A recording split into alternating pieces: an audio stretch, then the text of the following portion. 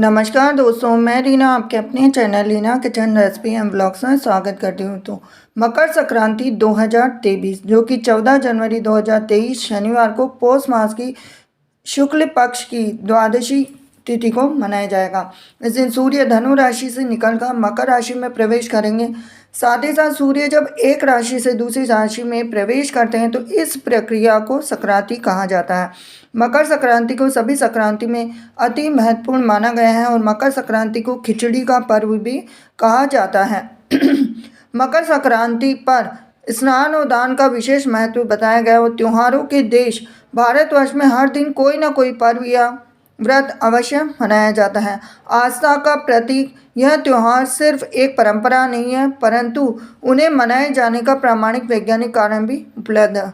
भारत में हर साल जनवरी में मकर संक्रांति पर्व मनाया जाता है और मकर संक्रांति को भारत भिन्न भिन्न राज्यों में अलग अलग नामों से जाना जाता है, जैसे खिचड़ी, लोहड़ी, पीहू और पोंगल के नाम से।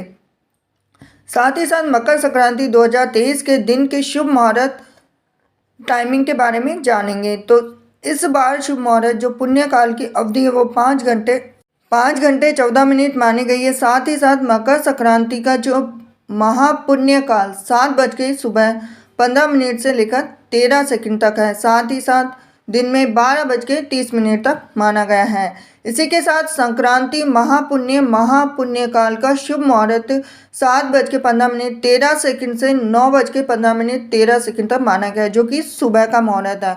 और महाकाल की अवधि है वो 2 घंटे तक की अवधि सबसे ज़्यादा शुभ मानी गई है।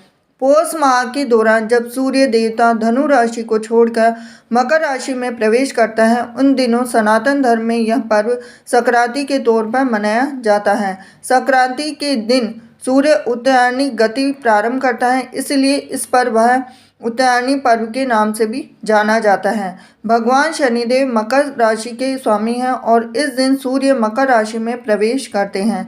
इस दिन जप, तप, ध्यान और धार्मिक क्रियाकलापों का अधिक महत्व होता है। अन्य प्रांतों में इसे फसल उत्सव के नाम से भी जाना जाता है।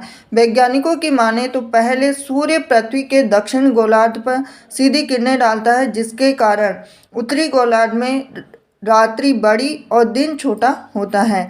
इसके कारण सर्द का मौसम भी रहता है। सूर्य पृथ्वी के उत्तरी गोलार्ध की ओर बढ़ना शुरू होता है, जिसके कारण ऋतु भी परिवर्तित होता है और यह कृषकों की फसलों के लिए भी बेहद ही फायदेमंद होता है। इसी के साथ इसकी काफ़ी सारी पौराणिक कथाओं के बारे में भी बताया गया है। सबसे पहले इनकी कथाओं में सबसे पौराणिक कथाओं के अनुसार इस दिन भगवान सूर्यदेव अपने पुत्र शनि से मिलने स्वयं उनके घर जाते हैं। चूँकि शनि मकर राशि के देवता है, इसी कारण इसे मकर संक्रांति कहा जाता है।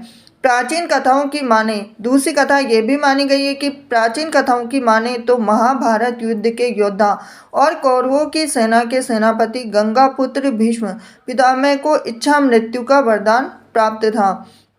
अर्जुन के बाण लगने के बाद उन्होंने इस दिन की महत्ता को जानते हुए अपनी मृत्यु के लिए इस दिन का चयन किया था। भीष्म जानते थे कि सूर्य दक्षिणायन होने पर व्यक्ति को मोक्ष प्राप्त नहीं होता और उसे इस मृत्यु लोक में पुनः जन्म लेना पड़ता है। महाभारत युद्ध के बाद जब सूर्य उत्तरायण हुआ, तभी भीष्म पितामह ने प्राण त्याग दिए। भीष्म के निर्वाण दिवस को भीष्माष्टमी भी कहते हैं। अगर हम तीसरी कथा की बात करें तो एक धार्मिक मान्यता के अनुसार मकर संक्रांति के दिन ही माँ गंगा स्वर्ग के अवतरित होकर राजा भगीरथ के पीछे पीछे कपिल मुनि के आश्रम से होती हुई गंगा सागर तक पहुंची थी। धरती पर अवतरित होने के बाद राजा भागीरथ ने गंगा के पावन जल से अपने पूर्वजों का तर्पण किया था। इस दिन गंगा सागर पर नदी के किनारे भव्य मेले का आयोजन किया जाता है।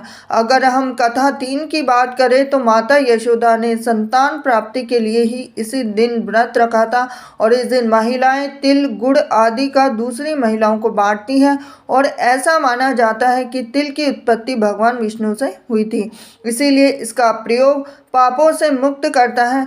तिल के उपयोग से शरीर निरोग रहता है और शरीर में गर्मी का संचार रहता है।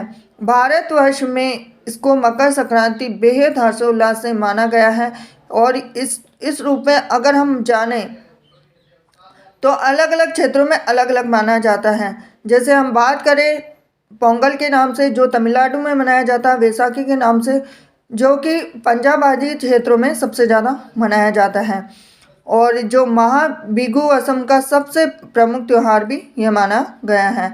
तो ये थी आज की खास जानकारी आपके लिए। वीडियो अगर आपको थोड़ा सा भी रोचक लगा हो तो वीडियो को लाइक करें, चैनल पर नए जुड़े चैनल को सब्सक्राइब करें, बेल आइकन प्रेस करें। हरे कृष्णा।